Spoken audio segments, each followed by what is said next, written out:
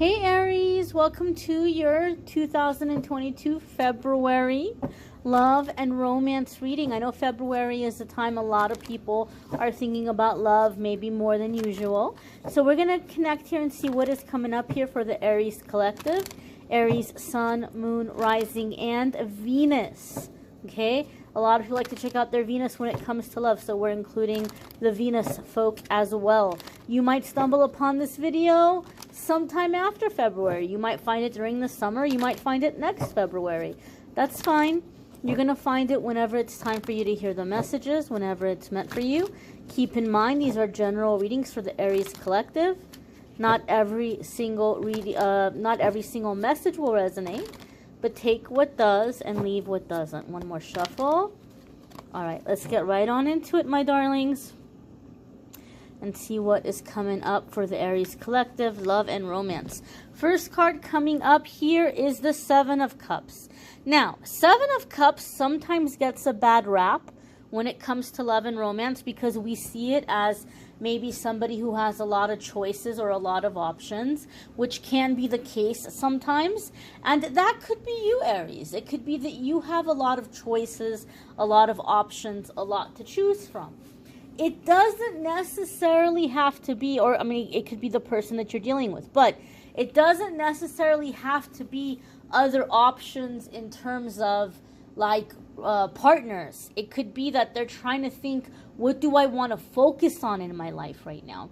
What do I want to do? Where do I want to go? What is my main objective? So I kind of feel this is you and your energy, Aries, in that you might be really trying to do some reflection right now, like self-reflection, going within. You might have put love out of your mind. Like you're trying to figure out what you want to focus on. And I feel like somebody's coming in all of a sudden where you're like, wait a minute, like this is throwing me for a loop because this is not in my plan right now. It's not in my plan right now to focus on love. I've got other things I'm working on. I've got other things I'm trying to do. So this is the vibe I'm feeling around the Seven of Cups. It's like you're juggling a lot of things, and now this person's coming onto the scene, and you're like, wait a minute, I wasn't expecting you, or I don't know if I want to explore this right now. Seven of Cups can also come up when it's a sense of feeling like you're dreaming. Like, is this really happening? Is this for real?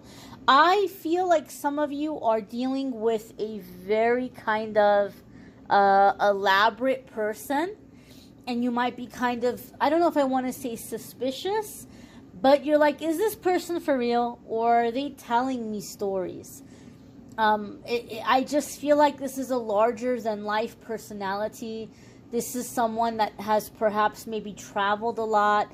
They've had a lot of really interesting experiences. And you might be like, what in the heck is happening here? What in the heck is happening here? Like, is this for real? Like, are these stories for real? You might see this person as like a bit of a character, and you're not sure what to make of them. And you're like, I got other things I'm focusing on right now. But I just feel like this person is pulling you in. A part of you just wants to brush it off and shrug it off like, like whatever. But I just feel like someone is really pulling you in. The next card that's coming up here, Aries, is the Nine of Cups. And the Nine of Cups is wishes coming true. So this feels to me, Aries, that there's a romantic wish coming true. There's a movement forward in a relationship. There's a connection, a commitment, progress. But it also feels to me like it's coming in at a time that you weren't expecting it. You weren't expecting this now. You weren't anticipating this now. And yet here it is. Some of you in an existing relationship, like say you've been with your person for a while, I feel like you kind of wrote something off. Maybe you were expecting something very big around Christmas or New Year's, and it didn't happen, and they didn't do it, right? So now you're like, whatever, I'm over it, I give up. And you might be kind of a little bit out of patience or frustrated with this person. And I feel like they are surprising you in February. They might not even do it on Valentine's Day. They may do it a little bit before or a little bit after, Because their whole thing here is that they don't want you to be expecting it. Some of you, this could be a proposal.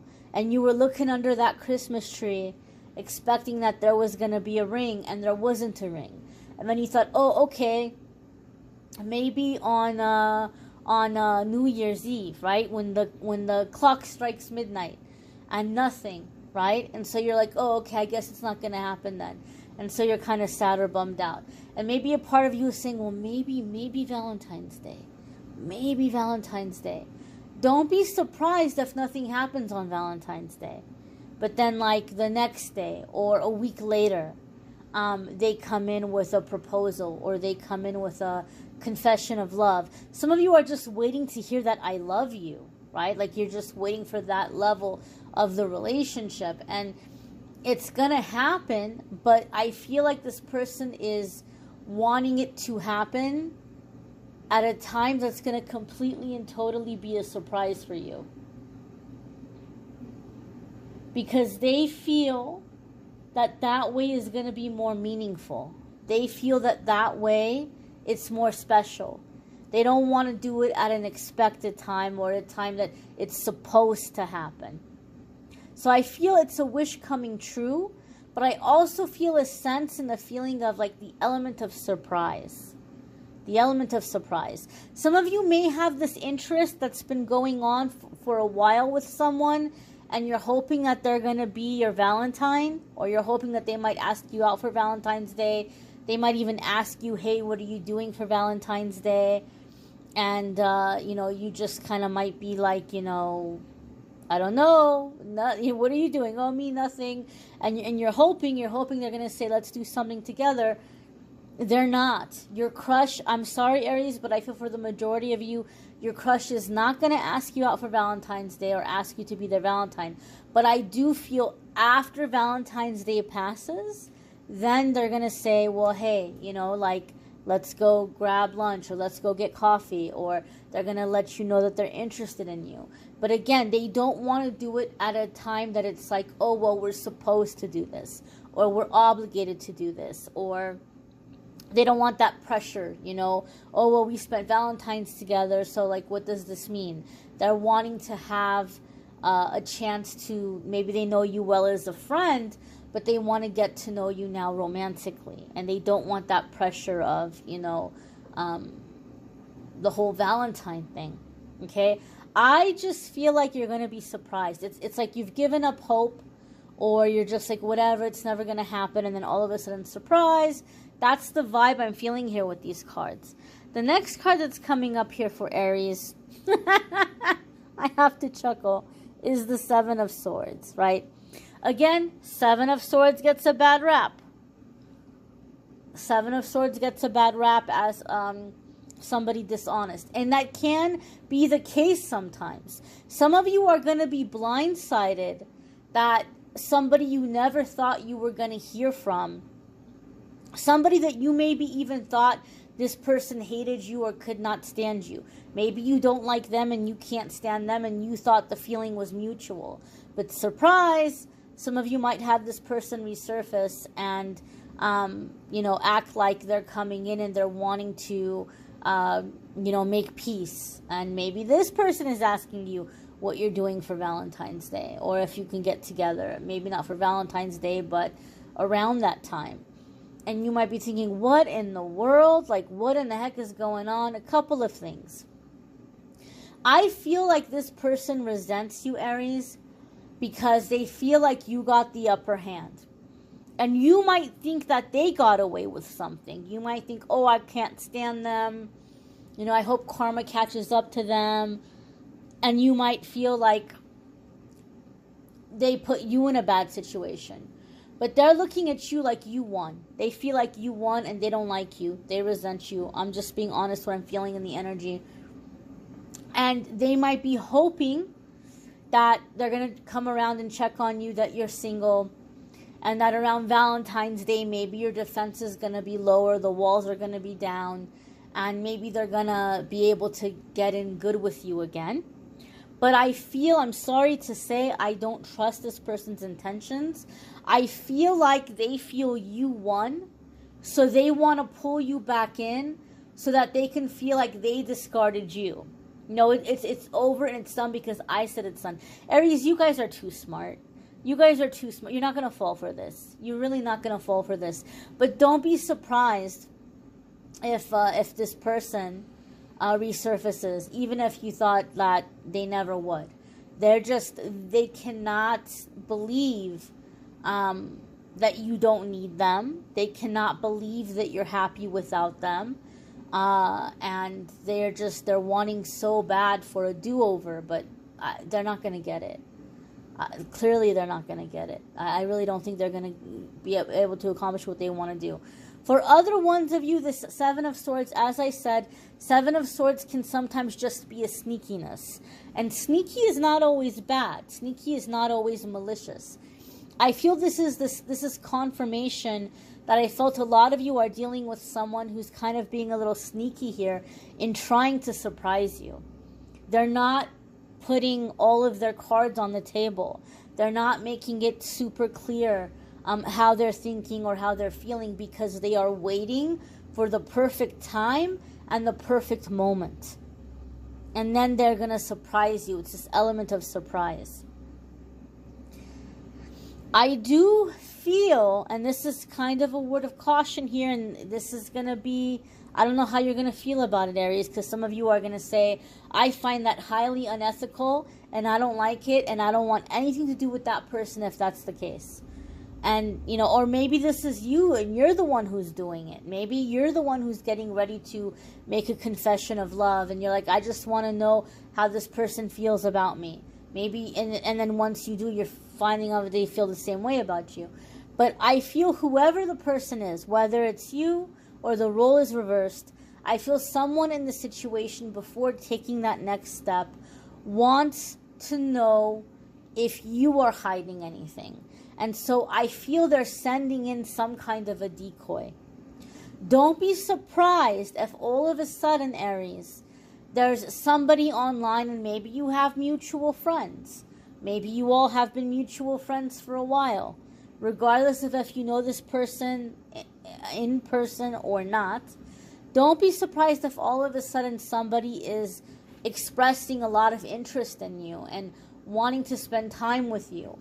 I feel that the person you're dealing with may have set this up because they're trying to figure out what you're going to say or what you're going to do. Are you upset that they didn't propose for New Year's? Are you upset that they're not making it, hinting at something special for Valentine's Day? And since you're upset, are you going to start exploring your other options? Are you with them because you genuinely want to be with them? Or are you with them because you're trying to get to some kind of a finish line or some kind of a milestone in your life? And so I feel some of you are having a friend or somebody that they know come in and try to test you a little bit. Or they might have a friend of theirs try to figure out, befriend you, even if it's not romantic. Befriend you and try to figure out where your head is at. How are you seeing them? What are you thinking about them? So I feel there's some kind of investigation going on before they take that step, before they make that move, because they want to know that you're really interested in them and being with them, and not that just, oh, I want to have a boyfriend. Oh, I want to have a girlfriend. Oh, I want to be married, right? They want to know that you're in it because of who they are, not because of this goal or this wish or this desire to be coupled or to be with somebody. So just be aware of this. Really, really just be aware of this. I do feel some of you, this is going to be a friend of theirs, and they may do it in a really sneaky way where they might come in and they might start complaining to you about their romantic partner, or about, oh, can you believe women are the worst? Oh, can you believe men are the worst? Like, they want to see what you're going to say about your partner. Are you going to complain about your partner? Are you going to unleash all the dirty laundry? Are you going to spill all the tea? Are you going to tell all the secrets? Are you going to talk about intimate details, like what goes on in the bedroom? Are they good in bed? Are they not good in bed? Someone is trying to see what you're going to say, and I just feel like this is a test of loyalty.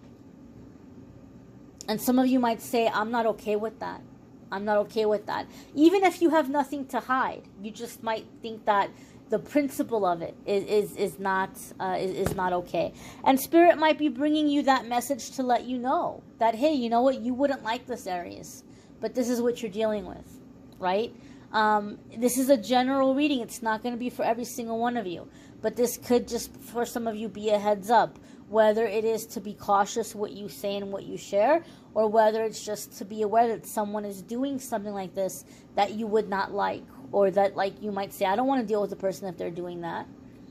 The next card that's coming up here is the Death card. And this could be how you feel about the situation. Maybe you're like, oh, heck no, I don't want to deal with them then if that's what they're going to do.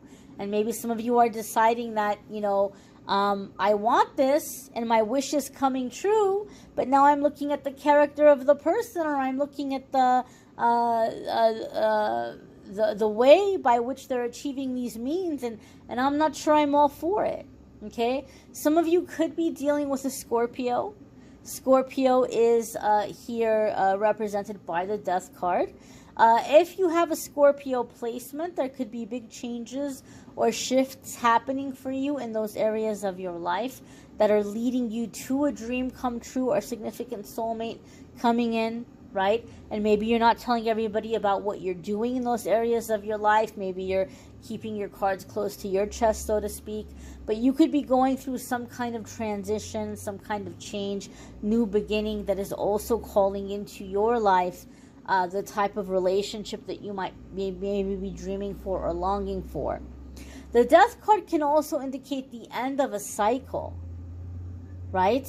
So this could be for some of you that you feel like you're dreaming because your wish has come true. Somebody has come in, right? And you might feel like they've come in out of nowhere. You feel like they just appeared out of nowhere. But the Death card for some of you is saying that this is it. This is the end of being single. This is your forever person, or this is your relationship. You're not going back to the old life, or you're not going back to the old ways. I feel, Aries, whatever it is that you've been wishing for is happening, and like this is it. This is the main wish, right? So if you've been wanting clarity about a situation, to be done with a person, and if it's somebody you've been going back and forth with and you just want to be done once and for all, you're done once and for all. If this is a new beginning and you've been wanting a new person, or you've been in a relationship and you're wanting to be coupled, you're wanting to be committed, then this is it. This is the end of being single or being alone. But the Death card here is a permanent change, a permanent transformation. I do feel a Scorpio energy here, though, or a Scorpio element.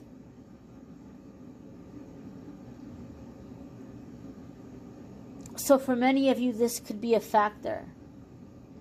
I would check my placements. If you don't know what your placements are, I would check my placements and see if you have any Scorpio placements, because something could be going on in those houses for you in your life that are opening doors to love, or that are going to be the way in which you're meeting a very significant relationship or a very significant partner.